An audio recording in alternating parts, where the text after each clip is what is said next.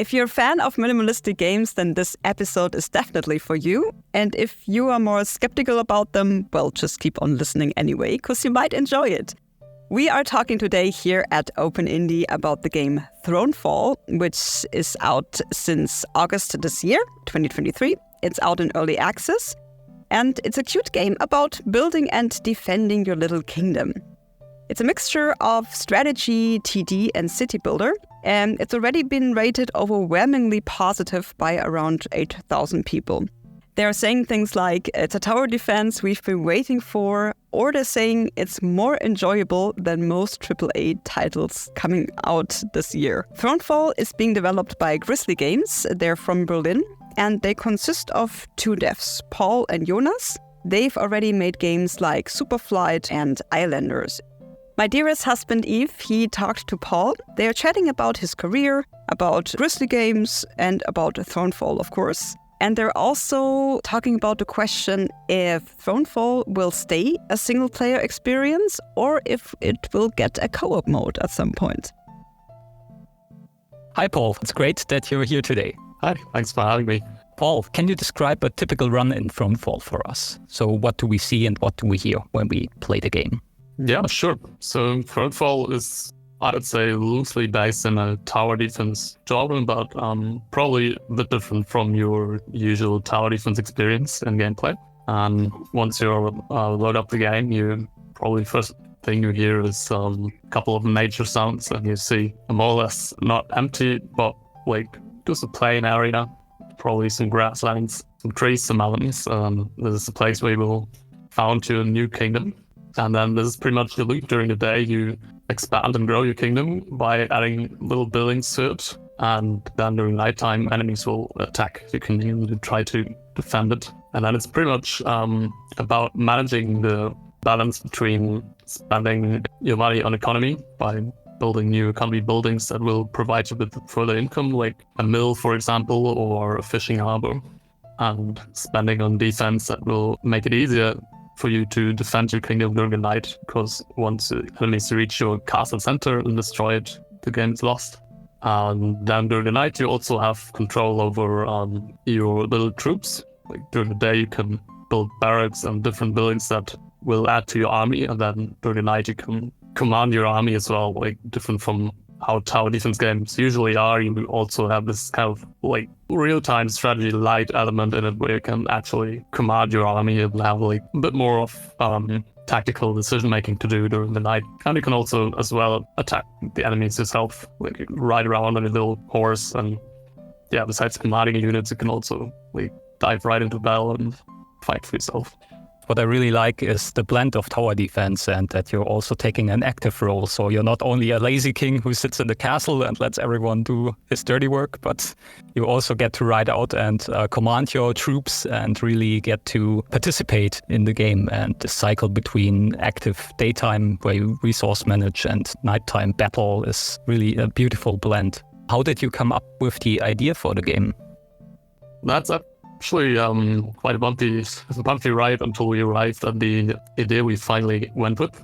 It started with something completely different. The only thing that was similar to how Thronefall turned out was that the idea was based loosely on managing and expanding your kingdom. But originally we had an idea for a card game which played on this fantasy where the idea was it was kind of like Game of Thrones fantasy kind of thing. Because the idea was you had those little advisor people that were represented as cards as well, and you could like deploy them to different areas of your kingdom. So it was more like a larger country-sized structure, and it was more about the political intrigues and stuff that happened in the kingdom. And you would like draft and deploy your advisors to different areas of the kingdom where they would do different tasks, and then you try to like manage your kingdom, and there would be several conflicts and political stuff coming up. So a very, very different and very complex idea. And now that I speak about it, it's pretty clear to me why it didn't work out. But back then we, for some reason, thought it would be a great idea to do. And then after prototyping, or actually we were past the prototyping stage and kind of decided this was what we want to go with. But then at some point we just realized it wasn't fun at all. And we kind of like very radically decided to scrap everything besides the fantasy, because that was one thing we really liked, with this kind of being in control of your kingdom thing. And then, I mean, that's a pretty popular fantasy. We're not the only ones making games about this fantasy, but what we usually do at Grizzly Games is taking a very popular fantasy and then distilling this into something that is very accessible and usually much simpler than the games you usually have out there already playing on the same fantasy. So we decided to keep the whole kingdom fantasy in place and just scrap everything else and try to just then, based on that, come up with interesting gameplay systems. And yeah, fast forward a couple of weeks, we just produced stuff that wasn't fun really at all. We kind of came up with this mix. It's obviously pretty inspired by Thomas van den Berg's Kingdom series. You probably played it as well, this little pixel art side-scroller, which is, at least in some parts, very similar to Thronefall, since you have this similar structure where during the day you can build buildings, especially the way how you build them, that you're not able to place any building freely, but rather you have this build slots where you can just decide to build one building in particular or not build it. But this kind of decision space is something that we really draw from Kingdom as inspiration, and it was a game we both really liked. Then on the other side, we still saw a lot of potential in there that was not tapped by the original Kingdom series, especially by transforming the whole idea to a more 3D space. It gave a lot more tactical opportunity. And then, I think we also shifted from there in a quite different direction, because the Kingdom games are very atmospheric and it's more about exploration and storytelling. And Thronefall is much more about the mechanics of the gameplay. So we tried to extend the system much more in the gameplay and tactics department, and also added this idea of being able to fight yourself, because in Kingdom you are pretty much passive during the night. In that sense, it's like regular tower defense game where you can like decide to build stuff during the day or during the pause between waves, and then when the enemy actually attacks, you're pretty much helpless and there's nothing much you can do besides watching. So I think that's a summary of how we came up with Thronefall. What I really liked about it is that it's easy to get into the game, and the transition between this 2D, the Kingdom an example is, to this isometric view that you guys chose for Thronefall really worked out perfectly. So it's really accessible, fun to play. Great, that's good to hear.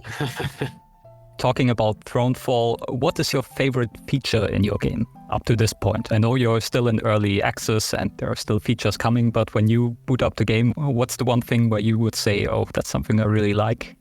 I think the way we solved commanding your little army is the thing I like most about the game, because I grew up in a time where real-time strategy was a very popular genre. Like, unlike today, it was like, I think when I started playing games like The Settlers, Age of Empires, many more were kind of like the most popular games. So it's a genre I grew up with, and I also always really liked the fantasy of it, but I was never good at it. I got the multitasking part and always stressed me out, because it was, they were always quite difficult to play for me, because there were so many different areas that demanded your attention at the same time, and it just messy real quick. So in the end, it always was a rather stressful experience for me. And I think with Thronefall, we found a pretty good way to keep much of the interesting tactical decisions in there, and the strategy part. And it's real time, but it's much less stressful than the usual RTS. So I really like the way how that plays out in the game. RTS degraded to a niche genre, still hoping for a comeback, but when you see the professional players or even the mid-tier players in the internet for games like Warcraft and Starcraft, they dish out 500 APM, they demolished their keyboards, it's insane. Yeah, it's insane. Yeah, basically I think you summarized it pretty well. We took the same kind of gameplay and the same fantasy, but it's down to more like 5 APM probably, or 10 maybe, but it's much less stressful.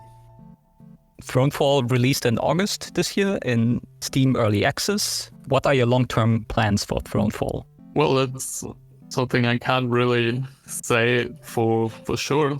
Yes, the way we approach it is maybe a bit unlikely, and different from how you would manage it in a larger studio. But we kind of entered the whole early access thing pretty open to whatever the process develops into. We didn't really have much financial pressure because development isn't that expensive for us. It's just the two of us, and we had quite some financial resources from the previous games we did. And we just didn't spend a lot of money, and the only thing we had to do is pay our rent and food. In theory, we could have kept going for quite a while. At one point, we just realized the game was in a playable state, and many of the systems that were necessary for the game were done already. The only thing that was really lacking to be like a proper full game was content. And then we decided, hey, that's probably the perfect scenario for early access, because we then can just evaluate the content we have already and see what future content has to provide and where we can improve the experience. Also, we have the feeling of having put something out there and being able to engage with the community, because that's usually the thing that tires me the most during the development cycle, where you just have this urge to finally have other people look at what you made, enjoy it. So that was just a really nice way to get to this point as quick as possible and still being able to add more content to the game. And then from there, we just wanted to see how it went. If it were a flop or just didn't go well, then we would have decided to wrap things up pretty quickly after the release. Maybe put out a little bit more content and then just shut it down, work on something else. But now, since it has been quite successful, working on it is super fun. There's quite a large and engaged community, so it's just a very enjoyable thing to do. And we don't really know at this point how much we still want to add to the game. We just probably keep going until we at least have a little bit more of our to-do list done. There's no way we can implement everything we want to do, but definitely a couple of things we still want to do. We also want to explore bringing the game to different platforms like Nintendo Switch or maybe even mobile, because when we designed the game, we took great care to keep the controls so simple that it was basically possible to port it to every platform. It would be no issue to control it with touch, for example. So that's definitely another area we'd like to explore. But I guess it might be subject to change. But if you ask me today, I would probably aim for August next year, maybe for a full release. Oh, cool. Yeah, no, since we don't have really any pressure here, we might just decide to keep it going a little longer if we feel like it. I really love the idea that you embrace the idea of early access that much, and you already mentioned the community, and you have a very active community. Your dev partner Jonas is also doing regular dev streams, as I've seen during my preparation for this podcast. So you really engage the idea to include part of the community, which is, from my point of view, a really nice idea. Yeah, it's a super fun process, honestly. It's something very new to us, or to me at least. Jonas, I guess, has some more experience with engaging with the community, since he has this huge YouTube channel, and I think also the game he did before as a solo project with Snail, there he had a lot more community interaction. With the games I worked on before, they all were much smaller in scope than Thronefall is, and we all released them as finished projects, and then basically after a couple of bug fixes didn't do anything anymore, which was fine, and I was eager to move on to new projects, but I never really got a chance there to actually engage with the community and with the people playing the game. I think I enjoy very much about the development of Thronefall that I actually can get in touch with people, play the game, and just see how the community evolves, and there's just so much useful input from the community as well. Absolutely. Before we come to you as an indie dev, one question regarding the feature: is there a multiplayer planned? No, that's very unlikely. Sadly, I mean, many people are asking for one, but it's just a lot of work.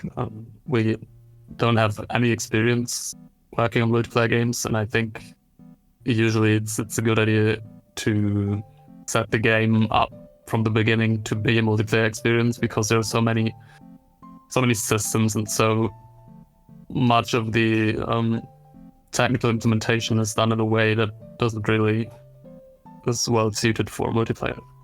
Yeah, no worries. During my research, this question plopped up a few times on my radar. Yeah, no.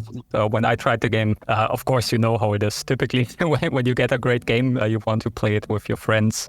Yeah, I got the urge to just want to share the experience with friends. But then on the other side, even if it would be technically possible for us, I'm still not sure if it would be a great multiplayer experience as is.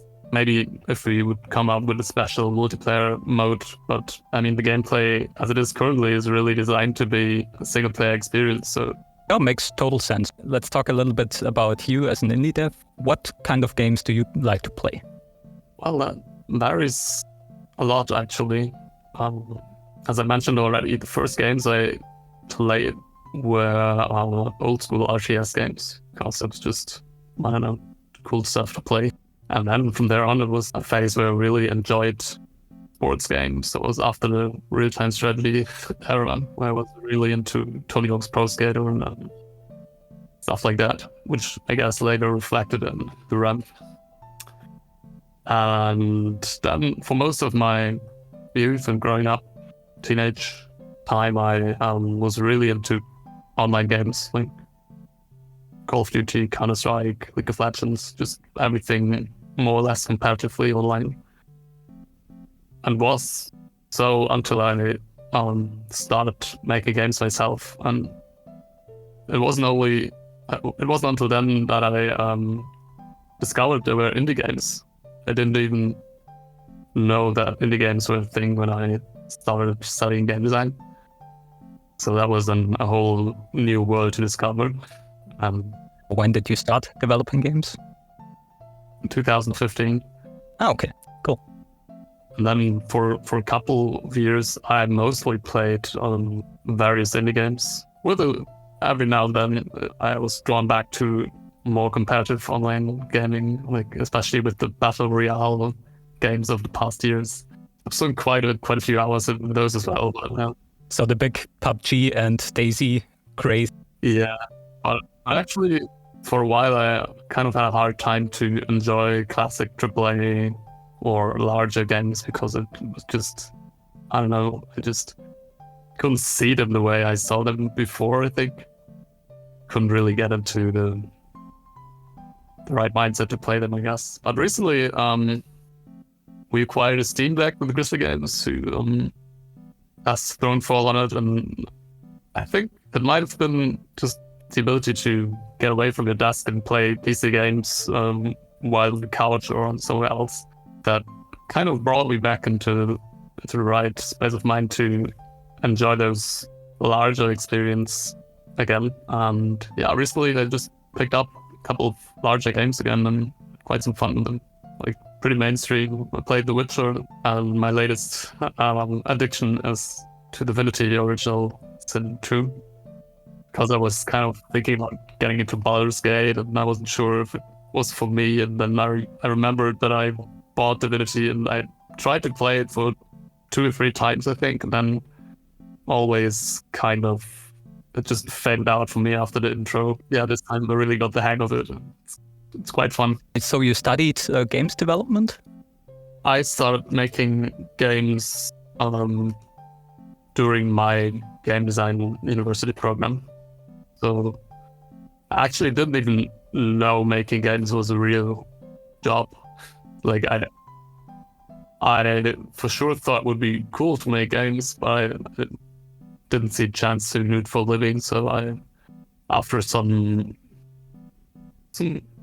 trial and error, I kind of ended up studying computer science and probably had the hope to get into game making some way, but pretty early on, like in just a couple of weeks after I started the program, I realized this is not bringing me closer to making games at all. So I decided to quit, and then in the process of quitting and looking for something new, I kind of by chance just discovered the program I ended up in. And at the time, there's probably more now, but at the time it was one of the 2 state-funded university programs targeting game design in Germany. So it was one in Cologne, one in Berlin, and I ended up in Berlin. And it was pretty much the start of myself even considering making games for a living. And I also had no experience prior to the program, so I couldn't program. I didn't do any of the other like kind of plug and play engines. We also had a few indie devs from Germany, of them depending on what age they are, the younger generation, not that we are old, but the even younger generation, they already mentioned today, it's like, okay, you can study computer sciences, not to program databases, but they also offer game development studies. Yeah, absolutely. And even that it's recognized now that it's a career path, because I think that was the part that I was lacking most, like the awareness and is even a real job to make games. I grew up with Nintendo, and Nintendo for me, in my head at least, was always Japan. So somewhere in Japan and in Großostheim, I think in Germany somewhere, but still impossible to achieve and don't think about it and whatever. But great that you got the chance to attend this, and you said you started 2015 and 2017, you already released your first game with Grizzly Games, Superflight. Yeah, that's right. We kind of stumbled into the whole thing really, because after I discovered I wanted to make games for a living, I was still far from realizing that I could make indie games. When I started the program, I kind of imagined to end up in some kind of big studio working on, I don't know, maybe the games I love to play before, like Battlefield or Call of Duty or what, I don't know. But I didn't even consider indie games as a career path. And I kind of like, we just ended up there because our program was structured in a way that we pretty much every semester created a new game, or depending on which way you went, it wouldn't necessarily be a game or maybe an interactive experience or something more experimental, but kind of like one project every semester. And after... So, I mean, the first semester was kind of like the very basics of different parts of game making and design. And then after the second semester, things really started. And then we did a 2D game at the end of our first year, which we uploaded on itch.io.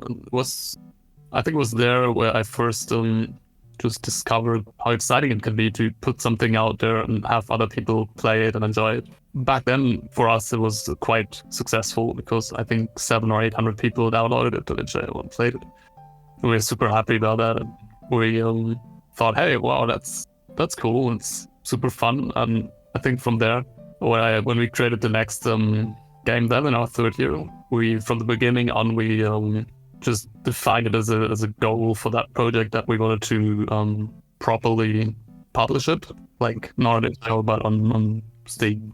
Back then, we still had this Steam Greenlight thing where you kind of like had to upload your, I think like the store page. It didn't involve anything playable. It was just, I guess, the store page, some screenshots and a video. And then the Steam community could like vote whether they want to have this admitted to the store or not. So that was the goal for this project. And then we kind of managed to almost finish it up during the semester. So there was quite a bit of work to do afterwards, but we were kind of determined to finish things up. And then we realized that we had to found a company because I didn't really think about it before. But yeah, obviously you need some kind of legal structure then to publish and sell your game. But I remember that back when we founded the company, I was kind of like annoyed by the whole process because I thought, well, we're not like selling a lot of copies anyway. We're not earning any money with that. Why do we have to go through all this unnecessary paperwork? And well, I'm happy we followed through with it because then we just founded a little company and got our game greenlit, and then we pretty much just published it. And to this day, I can't really say how it happened because we didn't do any marketing for it. We emailed a couple of journalists, and I think one guy from Kotaku for some reason just wrote a small article about Superflight. But other than that, we had basically zero marketing.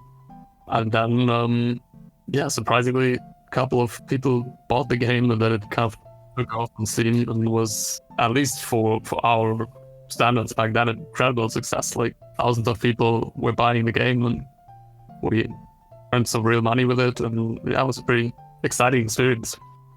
Success well earned. And you also did some solo projects, I think. Or was this all under Grizzly Games?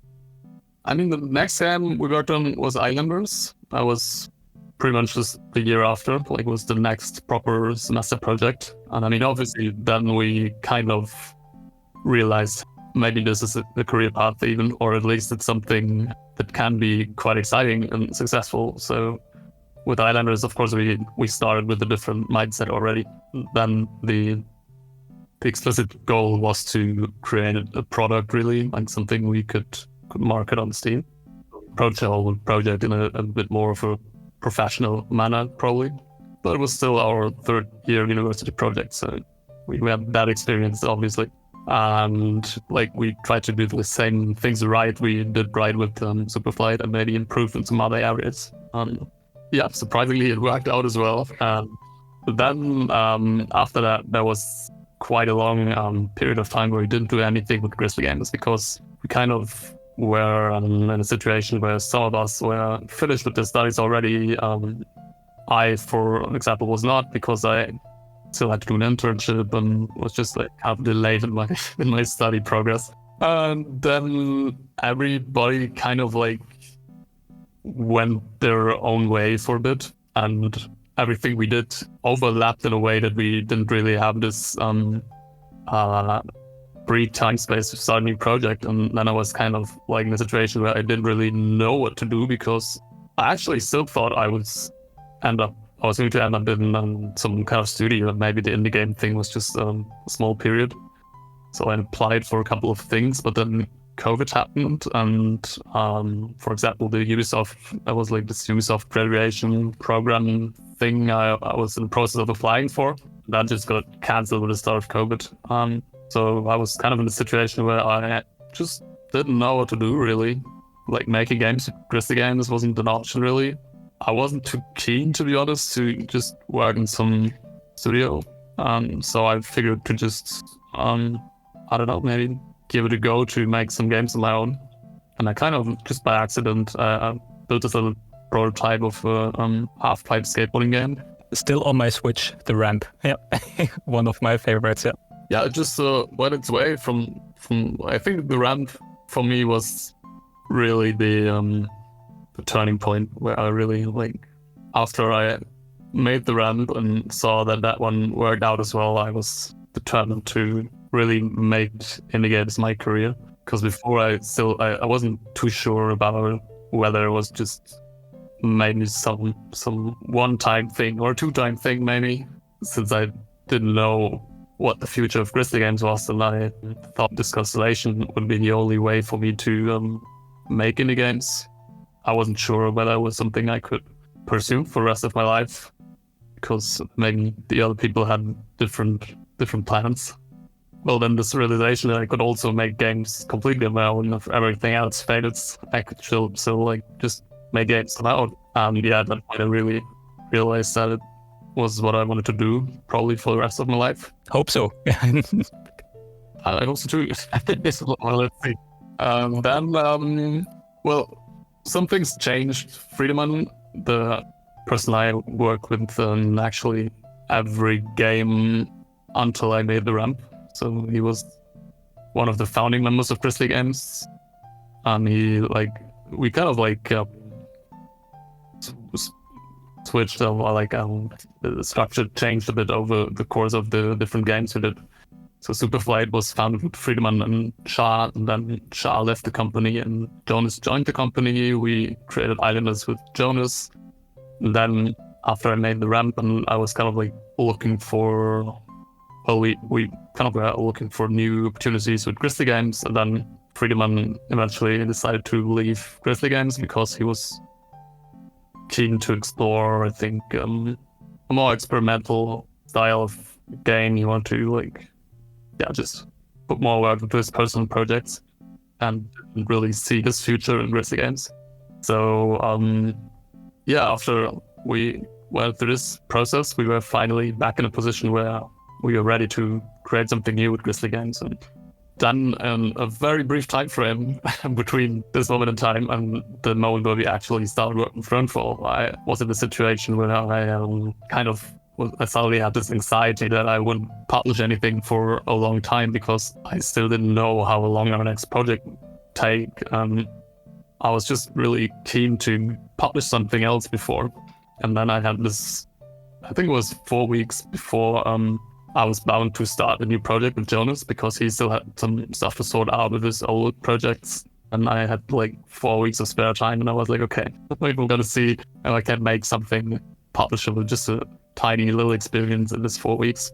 And this is how the blog happened, like my second solo project, which is not even a game. It's like a very, very minimalist toy kind of thing where you just place little buildings on a square, like on square tiles, and build like a Zen-like experience, just build a little city. So I did that. It was actually pretty much done in 4 weeks and a couple of weekends of polishing it, but that was a very interesting experience as well.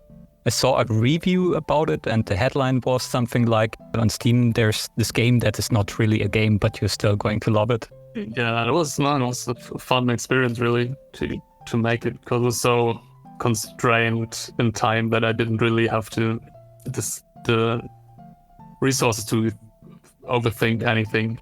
I loved it. Yeah. I really like the art style also from the Ramp Islanders, all of your games basically. It's amazing that you managed to really boil it down to something that is so stylized and beautiful to look at, really. On Switch, I already mentioned I played the Ramp on Switch when Nintendo sold the Game Boy Advanced without backlight. And I got Tony Hawk's. Oh, yeah. From the art style, I instantly felt reminded of it. And it's not like you're going to play it for hours, but still something where you say, okay, I have 10 minutes or whatever, boot it up, play around, do a few tricks, put it down again. That's something you really managed with most of your games, really. Yeah, thank you. That's good to hear that it's the way how users end up playing it then, because it's really, you can't really control how the experience is done for the players eventually, but it's really what we aim for when creating those experiences, I think. Like really this kind of accessibility, and also creating games that not demand too much of your time is really important to us. Speaking of game development in general, where are you getting support from? So do you have kind of a publisher or public funding, or does the community support you? You already mentioned that your first games already were a moderate success, so you don't have any financial pressure there, but still, since you're developing in Germany, do you get any kind of support? No, we don't. I think we are in a pretty privileged and unusual position there probably, but since we by accident just were able to make a living even while we were still studying from it. And then we just keep our company structures pretty slim, so we didn't hire any people or anything. Now we have a community manager, which is it's fantastic. Like he's doing such a great job, and it's something we couldn't manage otherwise. But besides that, we just don't really spend a lot of money on the games we make. We are just very well able to support us by the income the past games have generated. Yeah, cool. Nice. Yeah, I think we really like the independence. What would you say is the indie gaming industry in Germany like? What's your feeling about how it's doing? Are you active in the scene, or do you have many connections there? Well, not as active as I would like, I think. Maybe it probably has something to do with COVID as well, because for a while there wasn't too much of those events you would attend in person. It's definitely something I want to do more in the future, like connect with fellow German or even European game developers, because I really feel like it's a community that grows rapidly. Back when I started making indie games, I wasn't really aware that there was any community really. There of course was even back then the community, I feel like it's really growing and has been growing a lot since then. Don't worry about it. There's a lot of cool events, as you already know. You feel up to it and just join. No, I definitely want to take more time to attend those events. Maybe even the larger ones, going to Gamescom, for instance. Have you been this year? No, I have been. I have been on the very first Gamescom, as a consumer back then, obviously. And then I think the one after as well, and then never again, because it was just, I'd say as a gamer, going there was a stressful experience. Absolutely. I would really like going there as a game developer and just connect with fellow indie game devs. I can recommend the Arena booth. That's something I really enjoyed in the past couple of years, where they really have a dedicated space for indie games. Yeah. I've heard good things about that. Maybe Thronefall next year on Gamescom. I'm aiming for next year. Not even sure if I would want to exhibit anything there, because especially if you're just one or two people, I think you would just have to spend so much of your time attending to your booth. But I would rather, roam around and connect with people. I might as well just go there without exhibiting anything. Final question, since we already talked about it a little bit, in your opinion, is Germany a great place for developing games and indie games? Well, I guess that depends really on the situation you end up in. I wouldn't say it's great for everybody. It has turned out to be great for me, since I was pretty lucky, I guess, to end up in the university program I ended up with. But I would wish for more support, especially for people that maybe don't even know yet that they want to make games, or maybe they know they want to make games, but they don't even know yet that this can be an actual career path. So I would say, in hindsight, probably the hardest part was getting into it at first. And then, I can't really say much about how the situation is if you're dependent on funding or more infrastructure. It might be a different story then, but after getting into it really, and after getting proper education, where I would say the education part in the sense of learning some hard skills wasn't really the important part. Like, most of it could just do online for free. Having this environment at university where there are so many like-minded people and people you can engage with, and the kind of structure that forces you to look for people and develop projects with them. That was, I think, the most helpful part in my education. So once I got there, I would say it was a pretty good environment for me, actually. Kind of getting there is probably, it could need some love. If one of our listeners now learns that you can study games development also in Germany, we already done our job. Paul. Yeah, that's it for our interview today. If you haven't tried it, try Thronefall and all of the other games we just mentioned in the course of our talk today. Give some love to the devs, Grizzly Games, check them out. And thank you for listening. And Paul, thank you so much for being on our show. Thanks a lot for having me. It was a pleasure. Likewise.